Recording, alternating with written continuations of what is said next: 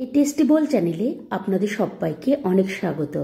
আজ আমি আপনাদের সাথে শেয়ার করব বাদামের পুর ভরা সিমের ভাজার রেসিপি। তো চলুন বন্ধুরা, রেসিপিটি আমরা শুরু করি। যেহেতু পুরটা বাদামের হবে, এর জন্য আমি এখানে কাঁচা বাদাম নিয়ে নিয়েছি। এবার বাদামগুলিকে আমি শুকনো খোলায় ভালো মতন ভেজে এবার আমি একটি বাটিতে বাদামগুলিকে তুলে নেব। বাদামগুলি তোলা হয়ে গেলে এবার আমি সিমগুলিকে ভাপিয়ে নেব। এর জন্য আমি কড়াইতে অল্প পরিমাণে জল দিয়ে একটি ইডলি স্ট্যান্ডের ওপর সিমগুলিকে রেখে এবার আমি ঢেকে সিমটি খানিকক্ষণ ভাপিয়ে নেব। আপনারা চাইলে কিন্তু সিমগুলিকে সেদ্ধ করেও নিতে পারেন। এবার যখন সিমগুলি বেশ ভালো মতন ভাপানো হয়ে যাবে, এবার আমি ঢাকনাটি তুলে সিমগুলিকে নামিয়ে নেব। বন্ধুরা, এখানে একটু আপনারা খেয়াল করুন, দেখুন আমি কিন্তু সিমের এইভাবে মাথায় যে একটি সুতো মতন থাকে সেটি আমি ভালো মতন কেটে নিয়ে সিমটা আমি মধ্যেখান থেকে কিন্তু একটু কেটে নিচ্ছি, যাতে সিমটি এরকম মধ্যেখান থেকে ফাঁকা হয়ে যায় এবং এর থেকে যাতে আমি সিমের বীজগুলি পার করে নেব।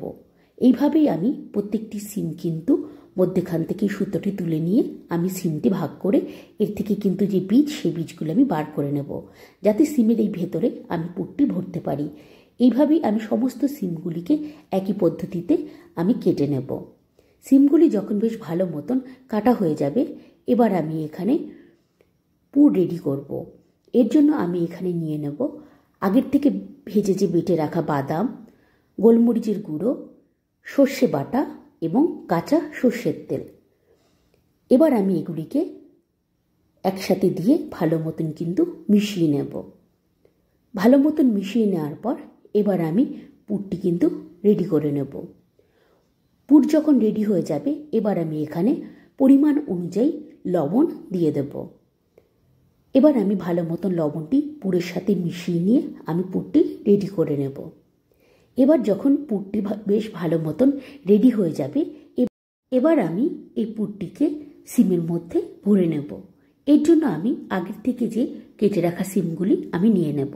এবার সিমগুলি মধ্যেখানে এইভাবে আমি ফাঁকা করে আমি পুরগুলি এর ভেতরে আমি কিন্তু ভরে নেব। দেখুন বন্ধুরা, ঠিক এইভাবে কিন্তু পুরগুলি সিমের মধ্যেখানে দিয়ে চারিদিকে কিন্তু এরকমভাবে পুরটি ভালো মতন সিমের মধ্যেখানে ভরে নিতে হবে। আপনারা কিন্তু এই সময় একটু খেয়াল করবেন যাতে পুরটি খুবই নরম না হয়ে যায়, তাহলে কিন্তু এই সিমের ভেতর ভালো মতন কিন্তু পুরগুলি ঢোকানো যাবে না, তাহলে কিন্তু পুর বেরিয়ে যাওয়ার একটা সম্ভাবনা থাকবে। ঠিক এইভাবেই আমি সমস্ত সিমগুলির ভেতর কিন্তু এক এক করে আমি পুরগুলি ভরে নেব। এবার যখন সিমের মধ্যে পুরগুলি ভরা হয়ে যাবে, এবার পালা সিমগুলিকে ভাজার। এর জন্য আমি একটি পাত্রে বেসন নিয়ে নেব। এর সাথে এখানে আমি কালো জিরে এবং পরিমাণ অনুযায়ী লবণ আমি নিয়ে নেব। এবার আমি সমস্ত মশলাগুলি বেশ ভালো মতন বেসনের সাথে মিশিয়ে নেব।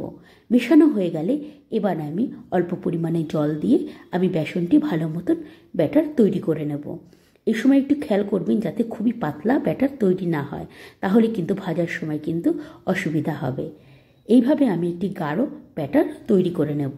ব্যাটারটি যখন তৈরি হয়ে যাবে, এবার আমি এখানে একটু বেকিং পাউডার দিয়ে দেব। বেকিং পাউডার দিয়ে আমি ব্যাটারটি আবার একটু ভালো মতো নাড়াচাড়া করে রেডি করে নেব। এবার পালা সিমগুলিকে ভাজার। এর জন্য আমি কড়াইতে সর্ষের তেল দিয়ে দেবো। আপনারা চাইলে সাদা তেলও ব্যবহার করতে পারেন। এবার আমি ব্যাটারের ভেতর সিমগুলিকে দিয়ে তেলের মধ্যে আমি ভাজার জন্য সিমগুলিকে দিয়ে দেব।